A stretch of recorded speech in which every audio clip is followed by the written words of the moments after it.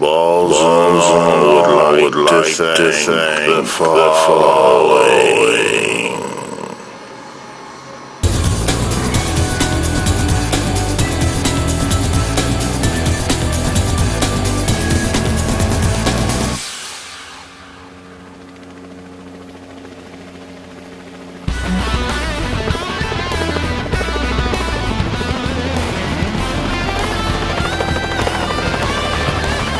Hi everybody, welcome to the show, and welcome to part 2 of the big Geraldton adventure. Bulls and all, or rather Moose and some of the gang here. Our regular presenters will be back with us, of course, next week. I'm sure you're all applauding that. And hopefully we'll hear from Wayne about the Bali experience. He was over there at the time it all happened, and he'll give us a bit of an insight there. But anyway, we're here in Geraldton, and we've had a great time here, and we aim to bring you a whole lot more of Geraldton. And a little later on, we're hoping to bring you a special show, which is all just about the Hutt River province, with Prince Leonard, and having a look up there. It's a real insight, and he really is such a lovely man. Something we've always found is that a lot of the people, or a lot of the media at times, tend to make him look like a bit of a dill, but we certainly found him to be quite the opposite. Very intelligent man, a wonderful person, and that's very interesting. That'll come up later on, and so keep an eye on that. Now we're here at the Geraldton Tourist Information Center, and I'm having a chat here with Doug. How you going, Doug? Yeah, good, mate. How's yourself, mate? Good, good. Yeah. Now tell us a bit about what people can look for when they're here at the in Geraldton. Well, it just depends on what sort of experience you want. We have, as you drive into Geraldton, you have, all your hamlet and your Graniff features and all that sort of thing. And moving through town, you have, apart from your buildings, you have at the base for where, you can take tours to the Brollis Islands, and whether it be by sea or by air. We have our wineries, as you've already seen, so we have quite a big range of different things up here, there's no doubt about that. For sure, and we've certainly sampled the wineries, and as we have said, we're staying at the Freemasons Hotel there, which is fantastic, but there's a lot of other places around, bed and breakfast, a lot of different places people can stay. There certainly are, Moose, yeah, mate. There's, on the way up, like I said, down as before you come into Geraldton, there's quite a few B&Bs on the flats there, and through town you have all your different B&Bs, and certainly out through Chapman Valley as well, and on your way up and around Northampton. So the area is pretty well catered for all that sort of thing, yeah. Tell us a little bit about some of the tours. Now I know you're also involved with the Graniff River tour. Jody, if you remember last week, did such a great job showing us around there. And you didn't see, but hiding in the background was young Doug here commandeering the ship. But the Graniff River tours, what other kind of things are there? You have your, there's a town and country tours, which John Macy runs out of bus tours around here. He does a very good local tour. A couple of boats that work out of the Brollis Islands there. Also too, we've seen Wendy, who can fly. There's actually a couple air charters that can take you there, fly you around, show you. Yeah, you have Shines Aviation and Wendy out there as well. They do a great job flying out to the islands. You can go out there and they do, snorkeling tours and just general flyover tours of the islands, which is, opens a lot of people's eyes to what's out there. It's quite an amazing area, there's no doubt about that. We're here to tell you, of course, as we say, the reason why we're here, of course, is more because of what happened in Bali. We're trying to tell you 3.5, 4 hour drive, whatever it is, to get up here. Places are nicely priced to stay at for a husband, wife, and 2 or 3, 4 kiddies, whatever it may be. If you got 8 kiddies, of course, it might be dear, but that's the way it goes. Yep. Anyone with 8 kids will know. But yeah, it's a great place to come up and visit, and get in touch with them here at the Tourist Bureau. We're going to thank Doug, and we're going to wander inside and have a chat with one of the girls there, and she's going to show us a little bit around some of the stuff from the Tourist Bureau. Thanks, Doug. Yeah, thanks, Moose. No, it's been good. Now, I'm inside the Tourist Bureau in a place we're hoping you'll come soon, maybe even tomorrow. And when you're here, have a chat with Tamara. How's that for a bit of a segue? Hi, Tamara. How are you? Good, thank you. Tell us a bit about, you're involved with the Tourist Bureau, of course. Yes, I am. Now, people coming here, what kind of information do you find they mainly are looking for, and tell us some of their answers? Okay, they're normally looking for accommodation. We have different ranges of accommodation starting at self-contained units. We also have 6 caravan parks in the outskirts of Geraldton and inside Geraldton. 5 of them are including on-site accommodation. Okay, good. We also have private houses that we rent out as holiday accommodation. And can they find out about all those by coming here? Yes, they can. Okay. We can make the bookings for them. Now, backpackers and tents and stuff like that, that can all be done as well? Yes, that can. Yeah, that's Now, fine. what seems to be the big attraction, the big one that when people arrive, what are they mainly looking for? Are they just coming in not really knowing and saying what's here type of thing? We do get that a fair lot, and we give them out a map and show them where they are. But some of the main ones are the museum, which is open every day from 10 to 4. That's wonderful, and it's yeah. just a donation. There's also the HMAS Sydney Memorial. A lot of people heard on the television, and That's so they beautiful, come. isn't it? It is. Nice. It's a beautiful lookout of Geraldton. There's also the cathedral built by Monsignor Hawes, and Yes. that does free tours for families 2 times a week, Mondays and Fridays. Yeah, unfortunately we didn't make it to that one, but there's also to the a lobster festival or something you have here as well. Is that right, or something there?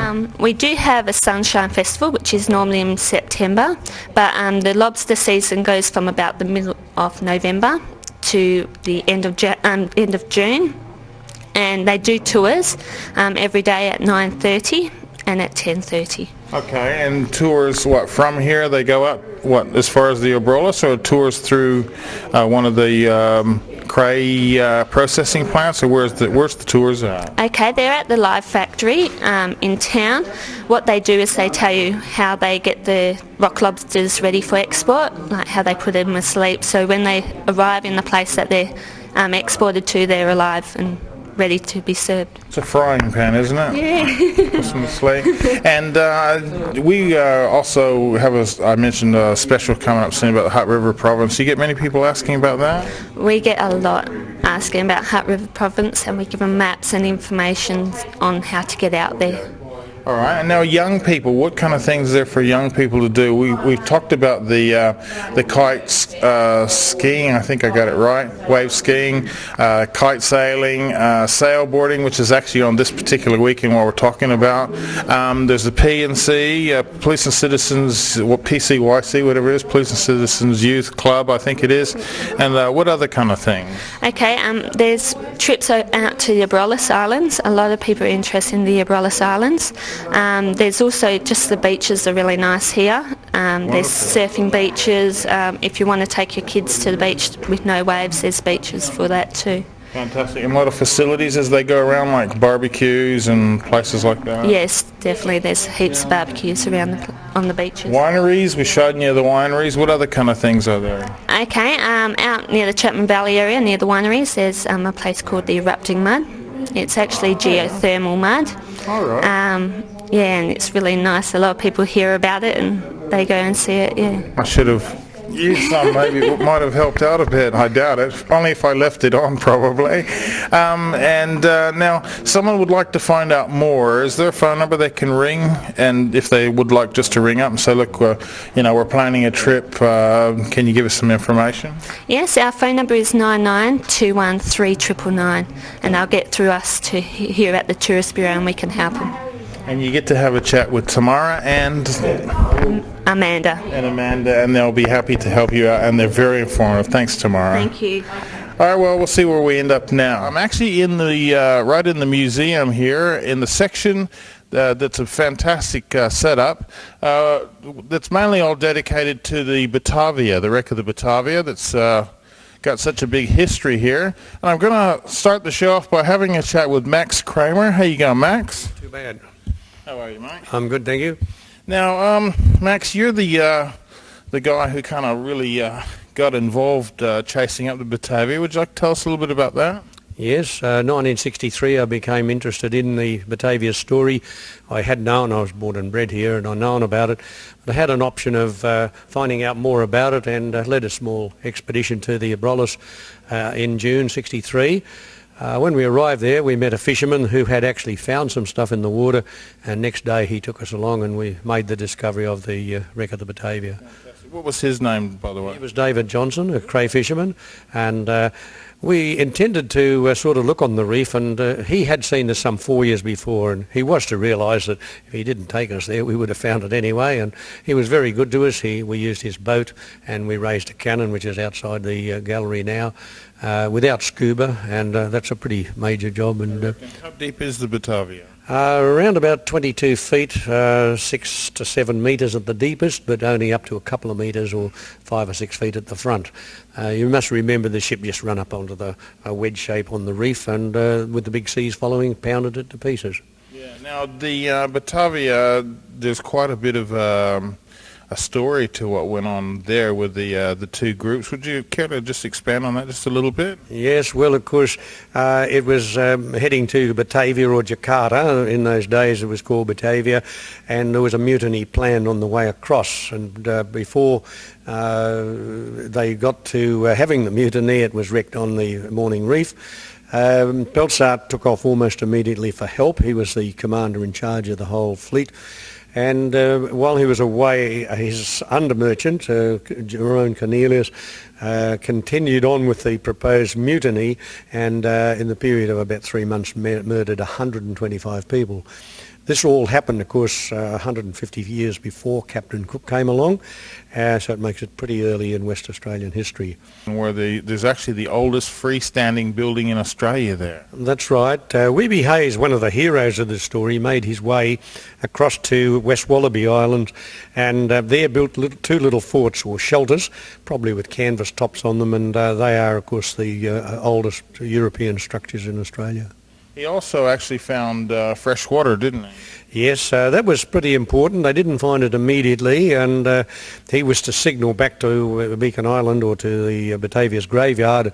I think they were that busy protecting themselves they didn't notice. We even found the remains of the 3 fireplaces that were part of the signal fires mentioned in the Batavia story.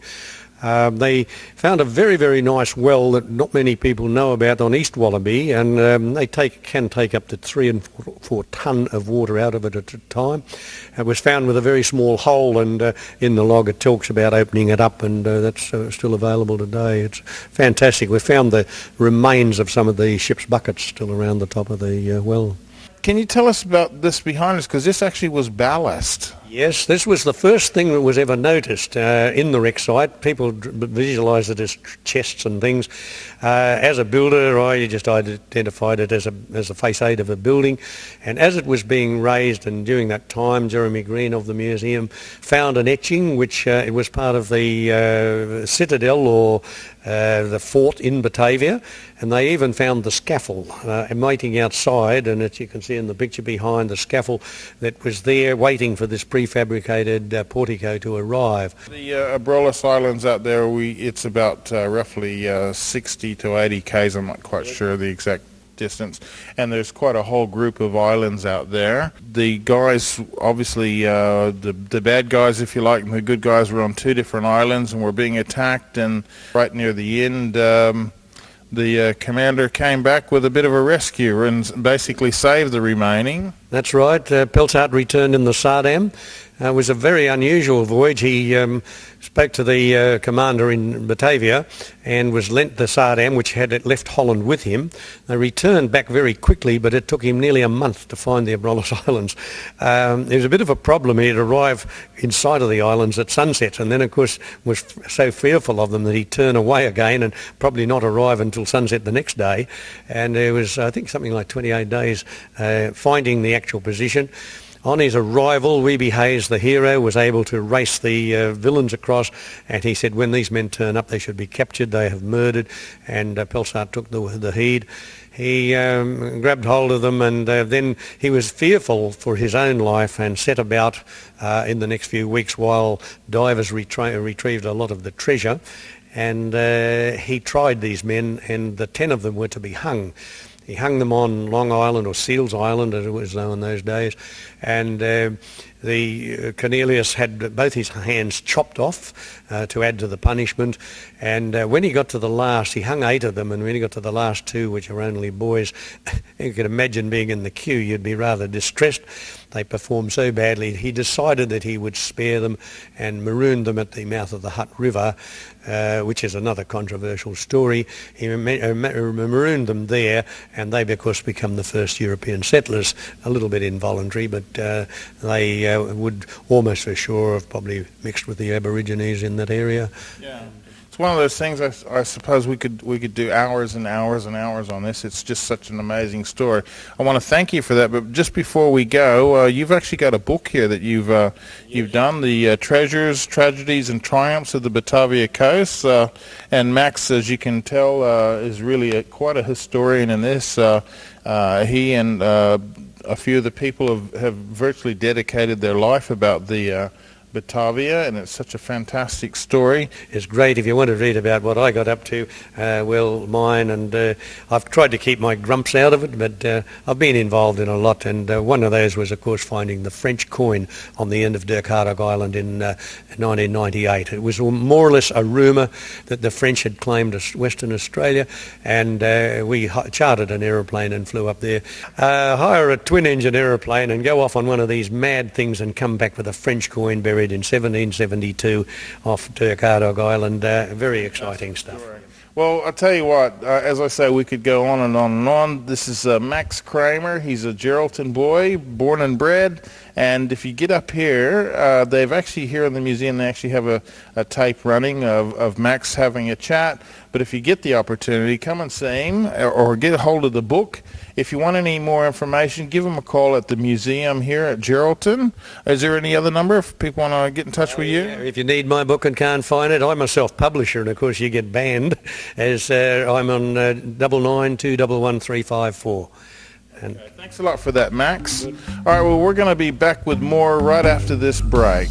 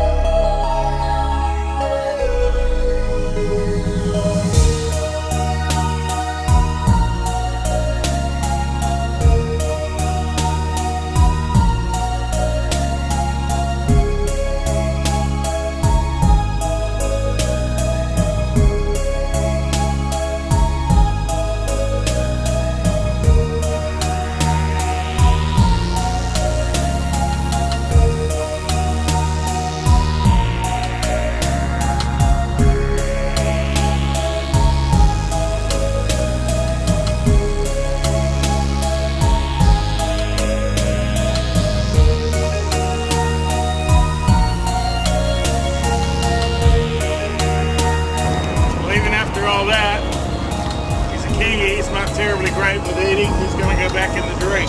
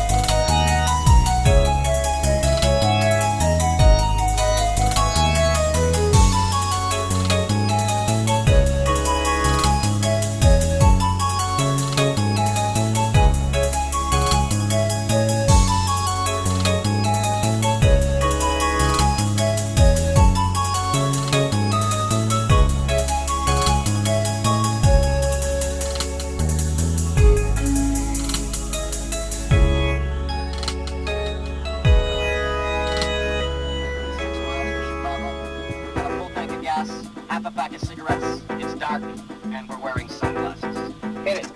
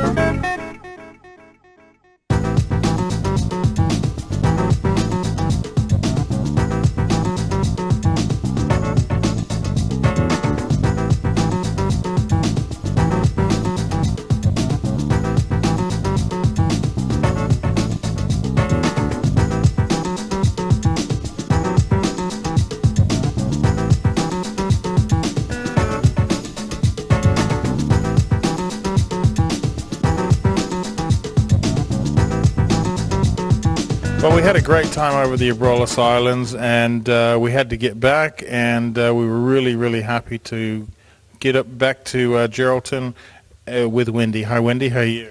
I'm very well today, thanks, Moose. How are you? Great, great. We had a fantastic trip. What does it take roughly about 20 minutes or so?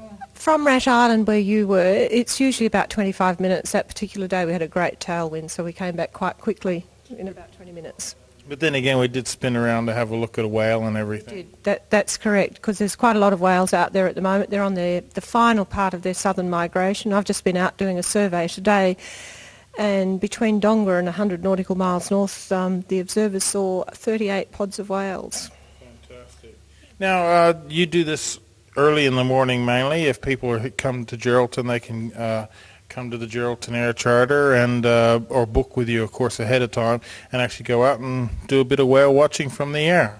Yes, that's correct, and we also do this great tour which we leave about 9:30 in the morning, and we take people, we fly over the southern group of the islands, or the Pelsart group, the Rat Islands where you were, then we land at East Wallaby, we take people down to Turtle Bay, we take them snorkelling, I'll give them morning tea on the beach first, take them snorkelling, there's absolutely beautiful coral there, lots of fish, then we give them lunch on the beach, and then we take them on a guided nature walk. There's lots of birds to see, birds' nests, shells for the kids to pick up, and it's a great day out there. And on the way back, we overfly the wreck site of the Batavia, the ship which was sunk many, many years ago. Yeah, I can vouch for the beautiful coral. I was amazed at the bright blues and purples. We actually did take some underwater footage, but our underwater casing, for one reason or another, started leaking. We lost that whole camera. That's all gone, and the footage. But it's just beautiful over there. It's a great trip out there. It's a day trip you do, and roughly how many passengers can you take at a time? Well, we can take up to 5 in each aircraft. I've now got 5 aircraft, so, you know, if there's a big group, like we've got a booking for 10 on Easter Sunday of next year, so we'll take 2 aircraft. A lot of those are children that are in that booking. But yes, we can take as many as, 15 in a day. Or if they're like me, too. But now, what other kind of things do you do here with the Geraldton Air Charter? I do a lot of business charters, to various places like Carnarvon. We do tours to Shark Bay, to Monkey Mire and Shark Bay. We do a lot of charter work into the inland. This afternoon I'm just getting ready to go possibly on a bushfire surveillance. We do a lot of that type of work during the summer. This morning, as I said, I've been out whale watching. That's for a survey for an oil company who are doing seismic work in this area, and because the whales are migrating, they have to make sure they don't harm the whales. So that's going to be every morning for about a month, maybe 6 weeks. So it's very varied, very varied. Okay, now there's all kinds of things here to see and to do. If you'd like to, make sure you take the opportunity to go across and have a look at the Abrolhos. I thoroughly recommend it. Had a fantastic time. Now, the number, Wendy, if someone would like to give you a call and organise something? Our phone number is 0899 23 3434. And that's for group bookings, or even if it's 1 or 2. And I'm told that quite often during the season you're flying the wives and kiddies back from the islands as well. Yes, that's correct. We do that service during the crayfishing season, which is between the 14th of March and the 30th of June. So yes, we're out there lots and lots. Highly recommend it. If you get a chance, give that number a call when you come here, or just look them up. It's easy to remember, Geraldton Air Charter, and you'll be in great hands with Wendy when she's flying around. Thanks, Wendy. Thank you, Moose.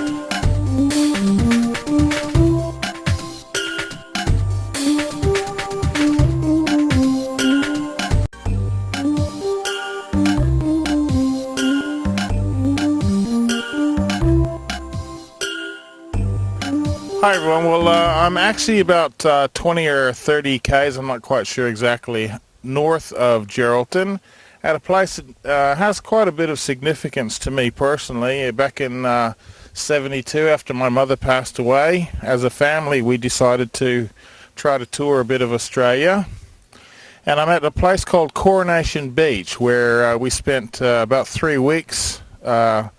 My family, my aunts and uncles and their kids, and we stayed here. And years ago, all along this beach here used to be just old fishing shacks, and they were open. Anybody coming along could bunk in, camp, do what you like. No one really cared. You didn't do any damage. You did your thing and took off. But with the old thing they used to call, or they still call, progress, I don't know how much progressive it is. The old shacks have all been bulldozed, and now they charge you $5 a night to stay here.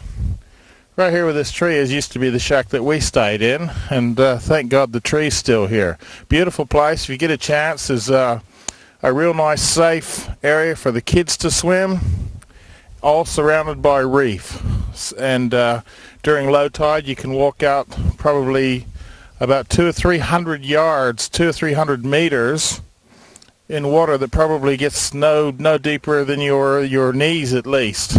But beautiful place, and a nice place to come to if you get the chance. Hi, now I'm having a chat with Ross here, and we're at the Geraldton Golf Course. Hi Ross, how you going? Hello Moose, how are you? I hope you enjoyed your 9 holes of golf this morning. That's fantastic, fantastic, and I won't tell anybody about the story. How some people get a birdie or an eagle? I haven't heard the full story, but they tell me the Freemasons walloped you fellas. Yeah, that was the other boys. I'm just the filming guy. I have nothing to do with it. Now, Ross, tell us a bit about the Geraldton golf course here. Well, Moose, the golf club here is one of the few country courses north of Perth that can boast of grass fairways and grass greens.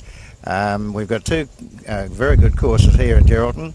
The Geraldton Golf Club where you are now, and of course the course at the Spalding Park Golf Club where they play an annual Pro-Am event, and both these courses can boast very, very good grass greens, and they're great courses to play. And it's the full 18 holes? 18 holes, yes. We've got 18 here, and there's 18 at Spalding Park too. I believe you're going over there to have a look at their course too. Yes, we've got full 18 fully grassed fairways and fully grassed greens. And we're right here in the heart of Geraldton. I see we've got a pro shop and a bar and all the things that people need. Yes, I think we've got most of the things that you can get in Perth, and we can also boast that what you get here is much cheaper than you can get in Perth. That's good. So someone down in Perth might decide and they just need a good golfing weekend away. What a great place to come. It is. It's a great place. In fact, we have an annual event here which hasn't proved popular with the Perth people, but certainly people from the country. We call it the Geraldton Country Week. It's run by both the golf clubs here, and that's on in mid-January. I can't remember the exact date, but it's mid-January, and we're taking entries for that now. We get somewhere around about 200 people playing a week of golf at both Geraldton and Spalding Park during Country Week, and of course if there's any Perth visitors that would like to come up and participate in that, they'd be more than welcome. Fantastic. Now, the phone number, if someone would like to find out about all that? Okay, the phone number of the Geraldton Golf Club is, ringing from Perth, is 99 213326, or you could ring the pro shop here at the Geraldton Golf Club, and the number there is 99641911. Fantastic. Thanks for having a chat with us, Ross. It's a pleasure, Moose, and I hope you enjoy your visit. Oh, we already have. It's just fantastic.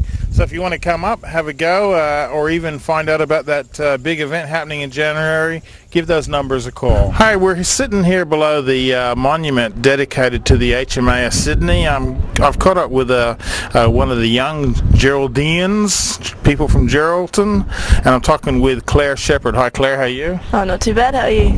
Good. Tell us a little bit about what there are, what kind of, more or less, what young people get up to here around Geraldton. There's a pretty big surfing culture. There's a PCYC and downtown, basically. And what do they do there? Just all the normal PNC, PCYC things? Yeah. There was a underage rage on last night, so that was alright. And there's like a rock climbing wall, boxing, judo, dancing. It's fully fitted out. Now you're actually into martial arts yourself, you were telling me earlier? Yeah, jiu-jitsu. Alright, how's that all go? It's not too bad. It's fully defensive, not offensive moves. As well as a member of the cadets, is that right? Yep, Army cadets. And what other kind of things do the young folk get up to over here in Geraldton? Not all that much. I think the main pastime in this town is trying to find something to do.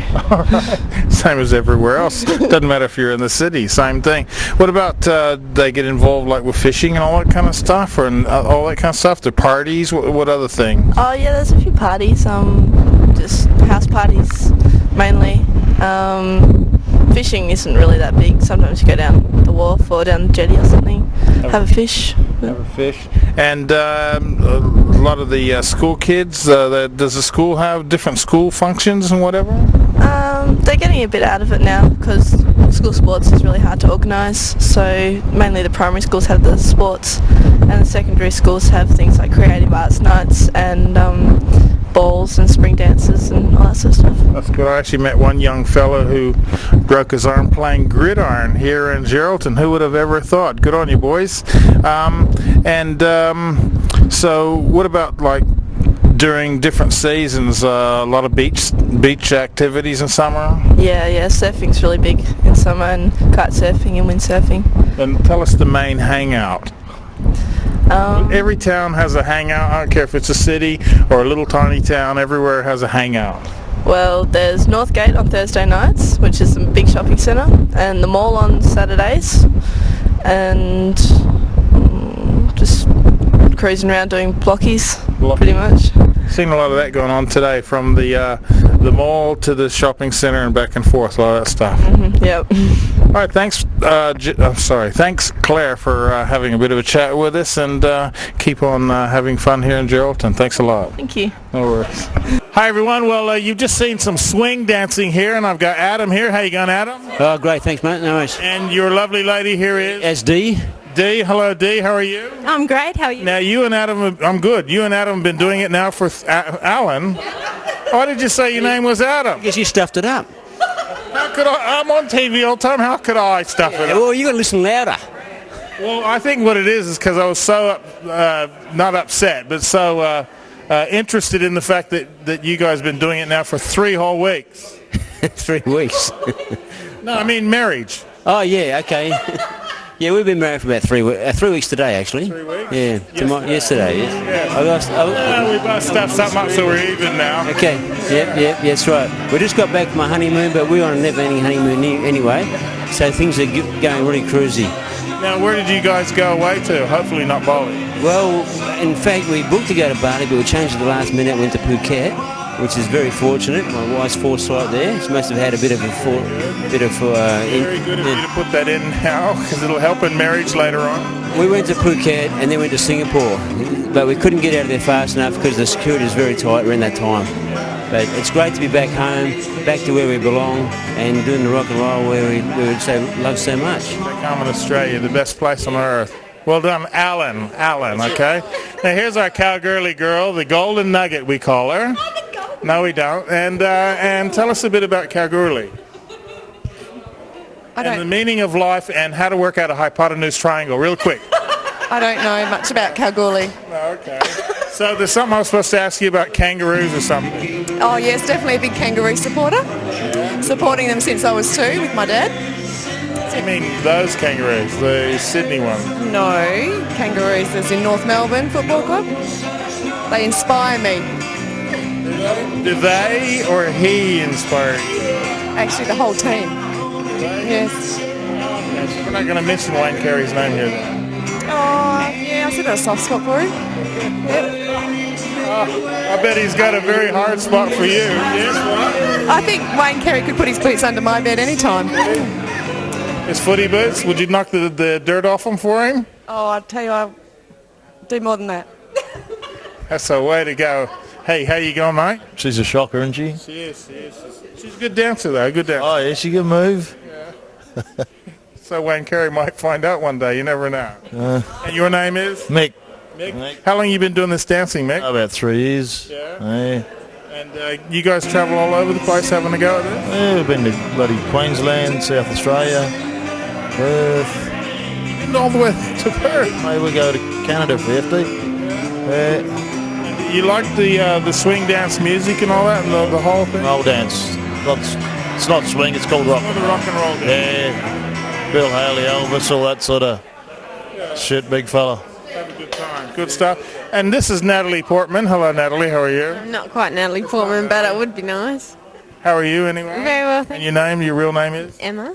Emma? Yeah. Now, we met Emma a while back when we were I think some guy came over and pretended to be Elvis, and we had a bunch of cute young girls out there doing some dancing, and you were one of their instructors, is that right?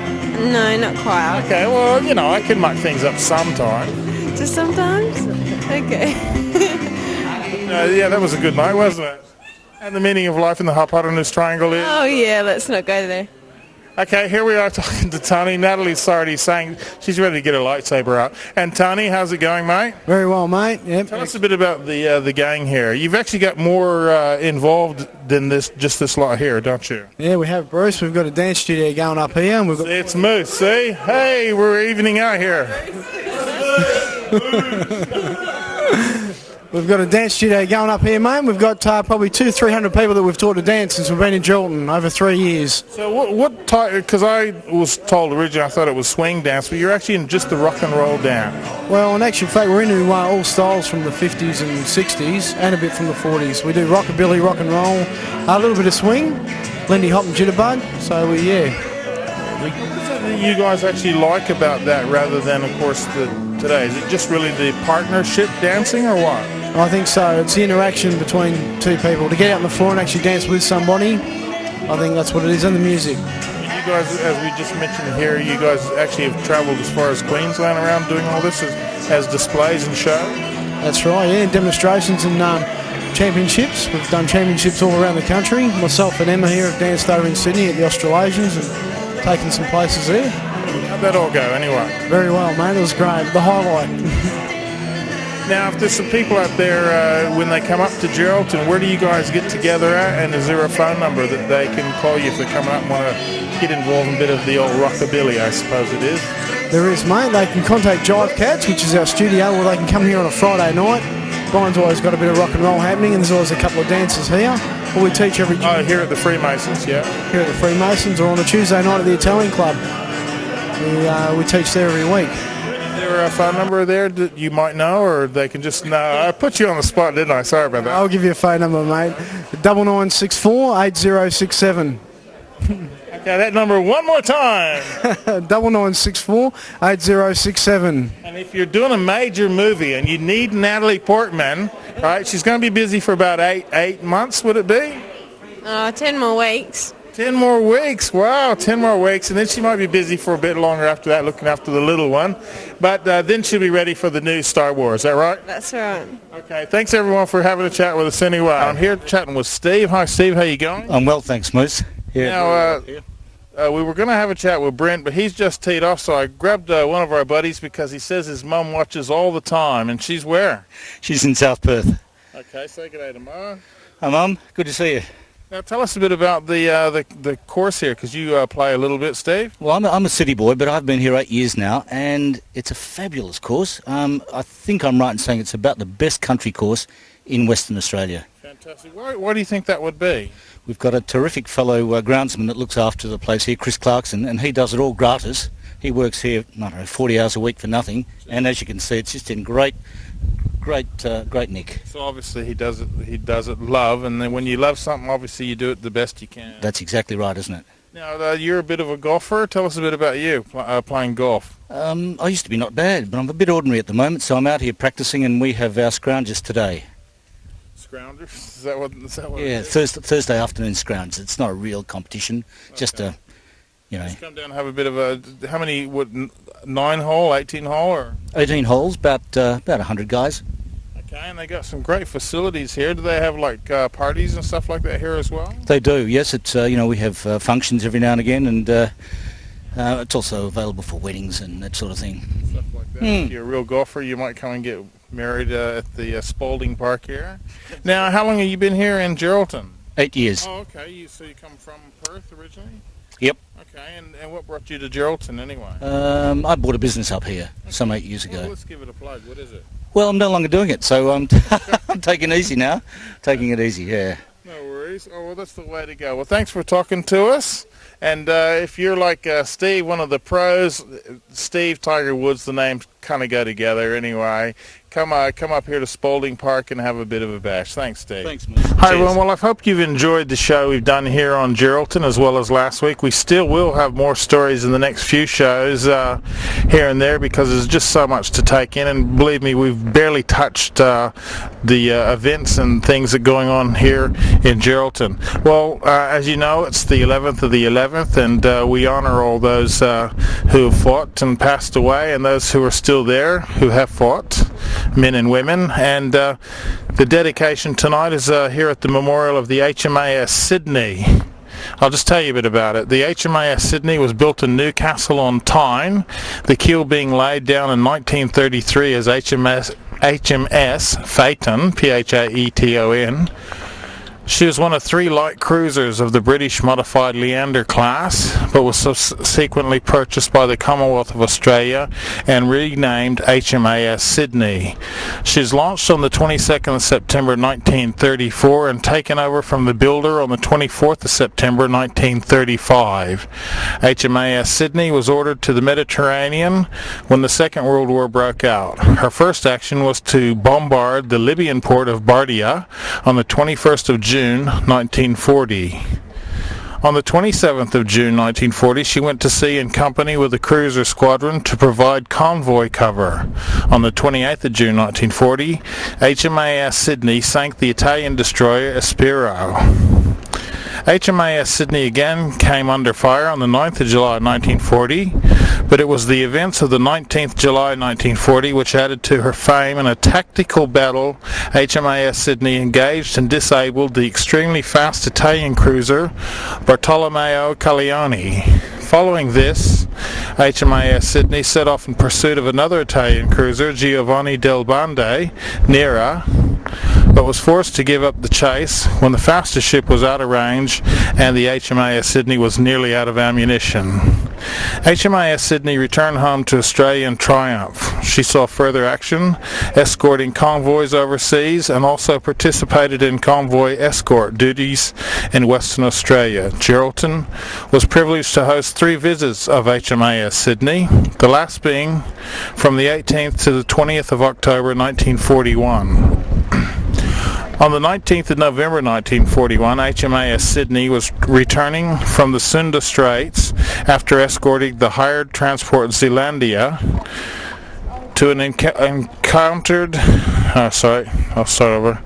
HMAS Sydney was, on the 19th November 1941, HMAS Sydney was returning from a Sunda Straits after escorting the hired transport Zealandia to a handover with HMS Durban.